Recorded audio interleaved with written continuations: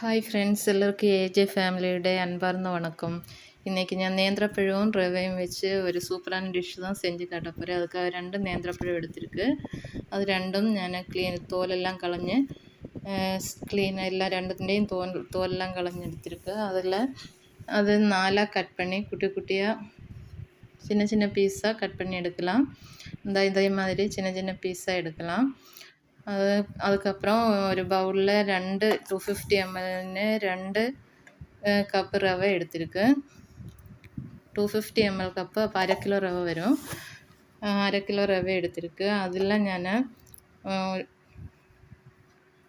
எல்லாரும் பார்த்துருக்கீங்க. எல்லாருமே லைக் பண்ணுங்கள், ஷேர் பண்ணுங்கள், சப்ஸ்கிரைப் பண்ணாதவங்க சப்ஸ்கிரைப் பண்ணுங்கள். ஒரு 1/4 டீஸ்பூன் உப்பு போட்டிருக்கு. உப்பு, அதுக்கப்புறம் ஒரு நம்ம எடுத்த 250 mlன்னு பாதி பால் போட்டிருக்கு. அது நல்லா கொதிக்க வச்சு ஆறிய பால் தான் ஊற்றிருக்கு. அது நம்ம கொஞ்சம் சோக்கு செய்யணும். ரவை கொஞ்சம் சோக்காவதுக்கு தான் அந்த மாதிரி ஊற்றிருக்கு. அதுக்கப்புறம் ഞാൻ ஏற்கனவே பாகு காய்ச்சி வச்சுருந்தது வெல்லம், அது ஒரு 2 கப்பு வெல்லம் ഞാൻ എടുത്ത് 2 കപ്പെന്ന് വെച്ചാൽ 1/2 കിലോയ്ക്ക് 400 ഗ്രാം போதும். നല്ല ഷുഗർ ഇനിയിപ്പോൾ ജാസ്തി വേണമെങ്കിൽ 500 ഗ്രാം എടുக்கலாம். ഞാൻ 400 ഗ്രാം வெல்லம் எடுத்து நல்லா பாகு காய்ச்சி வச்சுருந்தது. அது ஊற்றி நம்ம நல்லா மிக்ஸ் பண்ணலாம். இது ரொம்ப நல்லொரு டிஷ். நல்ல பசங்களுக்கெல்லாம் ரொம்ப பிடிக்கும் ஒரு டிஷ்ஷு தான். பசங்களுக்கும் பெரியவங்களுக்கும் எல்லாருக்கும் ரொம்ப பிடிக்கும்.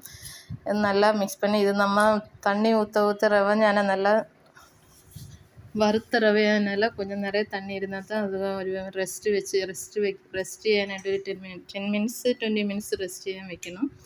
அதுக்கப்புறம் பார்த்தா நல்லா தண்ணியெல்லாம் அது சோக் செய்தால் அப்சர்பன் பண்ணி நல்லா ட்ரை ஆகிடும்.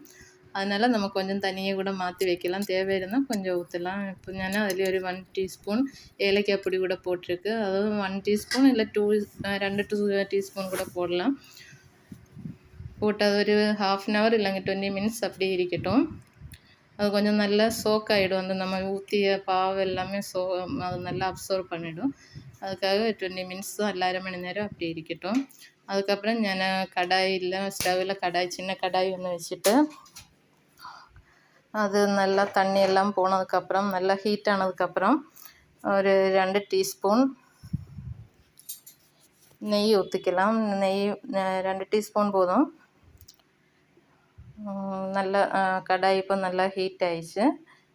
அது ரொம்ப மீடியமாக வச்சா போதும், ரொம்ப ஹீட்டு வேண்டாம். அதை ரொம்ப ஹீட்டாக வச்சுக்க வேண்டாம். கடாய் மீடியம் ஃப்ளேமில் வச்சுட்டு 2 டீஸ்பூன் நெய் ஊற்றிருக்கு. அதுக்கப்புறம் ഞാൻ திராட்சையும் முந்திரியும், காஞ்ச திராட்சை முந்திரி, அது 2ம் கொஞ்சம் கொஞ்சம் எடுத்து வச்சுருக்கு. இது ஆப்ஷன் தான். தேவை இருந்தால் மட்டும் போட்டால் போதும், இல்லைங்க இது தேவையில்லை. அது நல்லா ஒரு கொஞ்சம் பொன்னிறம் ஆனதும் நம்ம நல்லா வதக்கி எடுத்துக்கலாம்.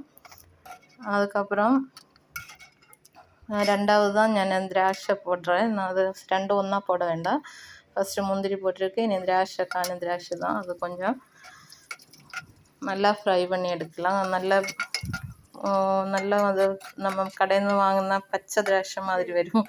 அந்த அளவுக்கு வருന്നതുம் நம்ம எடுத்துக்கலாம். இந்த அளவுக்கு வரணும். நம்ம அதை எடுத்து தனியாக மாற்றி வச்சுக்கலாம். அதுக்கப்புறம் நம்ம கட் பண்ணி வச்சுருந்தா நேந்திரப்பழம் சின்ன சின்னதாக கட் பண்ணி வச்சுருக்கல, அதே நெய்யில் போட்டு நல்லா வதக்கி எடுக்கலாம். கொஞ்சம் கூட நெய் வேணால் ஊற்றிக்கலாம். இதில் இப்போ நெய் அதுக்குள்ளவே இருக்கிறதுனால நான் கொஞ்சம் அப்படியே போட்டு வதக்கி எடுக்கிறேன். அது கொஞ்சம் கலர் மாதிரி நல்லா ஒரு இந்த கலர் வந்துடும். அப்போ நம்ம அது எடுத்துக்கலாம். அவ்வளோதாங்க. நல்ல சூப்பரான டிஷ்ஷு. ஒரு தடவை எல்லோரும் செஞ்சு பாருங்கள். நான் ஒரு இட்லி பாத்திரத்தில் ஒரு 1/4 பாகம் தண்ணி எடுத்திருக்கு. அதுக்கப்புறம் அந்த தட்டு கவுத்து போட்டிருக்கு.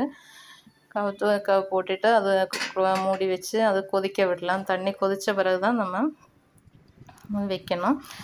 ஒரு கேக்கு டின் எடுத்திருக்கு, 7 இன்ச் டின் தான். அதில் கொஞ்சம் நெய் போட்டு நல்லா மிக்ஸ் பண்ணி தேய்ச்சி வச்சுருக்கு. நல்லா தேய்ச்சி வச்சுருக்கு, நெய் எல்லா சைடில் இருந்த மாதிரி. அதுக்கப்புறம் நம்ம ஓப்பன் ரவை சோக் ചെയ്ത് വെച്ചതിലേക്ക് அந்த நேந்திரப்பழம் நம்ம வதக்கி எடுத்துல அது போட்டு நல்லா மிக்ஸ் பண்ணலாம். அது இந்த அளவுக்கு தான் இருக்கணும். இந்த அளவுக்கு திக்காக இருக்கணும். ரொம்ப தண்ணி ஆகக்கூடாது. தண்ணி ஆக வேகிறதுக்கு கொஞ்சம் கஷ்டமாக இருக்கும். அப்புறம் அந்த திராட்சை முந்திரியும் அதில் போட்டு அதுவும் இதோட சேர்த்து மிக்ஸ் பண்ணலாம். நல்லா மிக்ஸ் பண்ணிக்கோங்க. மிக்ஸ் பண்ண பிறகு அது நம்ம அந்த பாத்திரம் நெய் போட்டு வச்சுருந்தேன்ல, அந்த பாத்திரம் இந்த அளவுக்கு கன்சிஸ்டி இருந்தால் போதும். நான் சும்மா தான் 2-3 திராட்சை அது கடையில் போடுறேன். அது சும்மா போட்டிருக்கு, அது ஒன்றும் பிரச்சனை. நீங்கள் இருந்தால் மட்டும் இதை எடுத்தால் போதும். இது நம்ம ஸ்கிப் ചെയ്ത് விட்டால் இல்லைங்க സ്കിപ്പ് ചെയ്യുമെങ്കിൽ ഇത് தேவையே கிடையாது. ഞാൻ கொஞ்சம் போட்டிருക്കുന്നത് ஒரு கொஞ்சம் பார்க்கறதுக்கு அழகாக இருக்கும்போது தான் போட்டிருக்கேன். அப்புறம் நம்ம அந்த பாத்திரம் டின்னிலேக்கு அதெல்லாம் போட்டு நல்லா நம்ம இது இட்லி குக்கரு கூட அந்த தட்டில் போட்டு கூட செய்யலாம். குட்டி குட்டியாக அந்த தட்டு இட்லி சுடுந்த மாதிரி அதுக்குள்ளவே போட்டு நல்லா வேக வச்சு எடுக்கலாம். இப்படியும் பண்ணலாம்.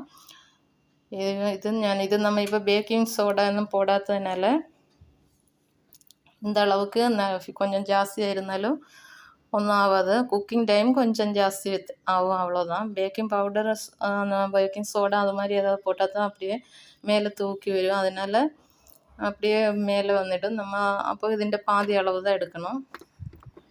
அது மேலே ഞാൻ கொஞ்சம் இதெல்லாம் வச்சு சூப்பராக டெக்கரேட் பண்ணியிருக்கேன். நேந்திரப்பழம் வச்சு நம்ம இட்லி குக்கர் வச்சு ஒரு எப்படியோ இது கொஞ்சம் நிறைய இருக்கனால ஒரு 3/4 மணி நேரம் 1 hour ஆகிடும் நல்லா வேவதுக்கு.